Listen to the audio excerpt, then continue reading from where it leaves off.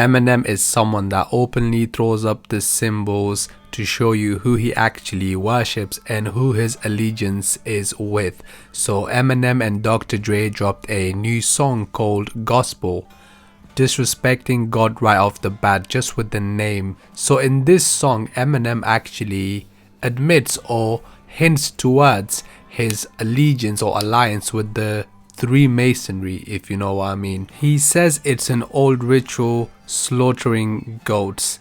Now, this is one of the main rituals that's actually done in the three lodges. Yeah, what happens is that they sacrifice a goat and they do it on a pentacle in these lodges.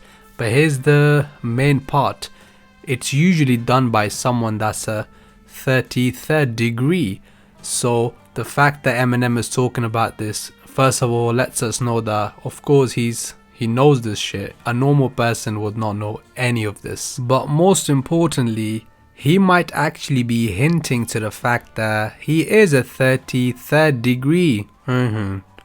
Because a normal or different levels or lower levels of Masons, they do not get to do that ritual. Yeah, remember when Eminem was saying too much shit about the G people and everyone was losing their shit, and they had him holding hands with Elton John to show people that, look, okay, he's not a phobic. Yeah, he is holding hands with probably the most famous J singer in the world, at least at that time. That was when Eminem was a lower ranking degree.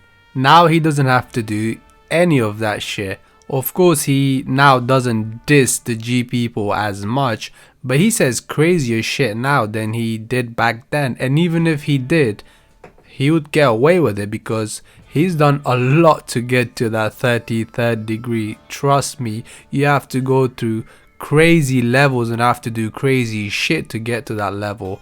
And once you reach that level, they call you worthy of worship. Yeah, because you have been through so much disgusting shit and you've actually endured it. They call you worthy of worship because you've lost your ego. Ego dissolution is a huge part of all of this shit, all of it. That's why they make you do things that you wouldn't want to do in your previous life or in your normal life. Yeah, so yes, Eminem has gone through quite a lot to get to that level, so he has a leeway. He can get away with a lot more than he did back then. And here's the thing, notice how they say satanic cult. That's like such a cliche word. Eminem has always mentioned satanic cult and Satan and Satan, these words in his raps. Yeah, but notice how they never are really specific. Satanic is a very broad and cliche word at this point. It doesn't really tell you much besides the fact that everyone knows about the idea of Satan. People just think it's a theoretical idea. A lot of people think of it that way.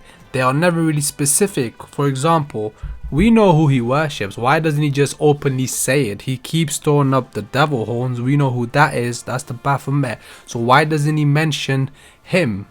Why not? Mention him and then everyone will have a deep understanding of who you're actually referring to. But they are not brave, they are cowards. They hide behind certain words and filters. Anton LaVey was a cover-up for what Aleister Crowley actually was. Yeah, there's this whole new movement that people are now saying, oh, Satanism has nothing to do with all the negatives, it's just being yourself, doing whatever you like, which is true, it's a part of it. Do as thou wilt. That's a part of it. But the Church of Satan never really went that deep, or they never showed the sides that actually consist of the shit Aleister Crowley was talking about. They never mentioned that. So Anton LaVey was basically a polished version of Aleister Crowley. It was their PR person. I don't even believe that guy was a Satanist. I mean, he could have been, but I'm saying he was just the guy to brush up the image of actual dark Satanism and what actually goes on. So yes, Eminem's lyrics in this part of the track is a clear hint or indication towards the ritual that happens in the lodges. It's too specific. The only thing that was missing is him saying, look, we lay down the bloody goat on a pentacle, yeah?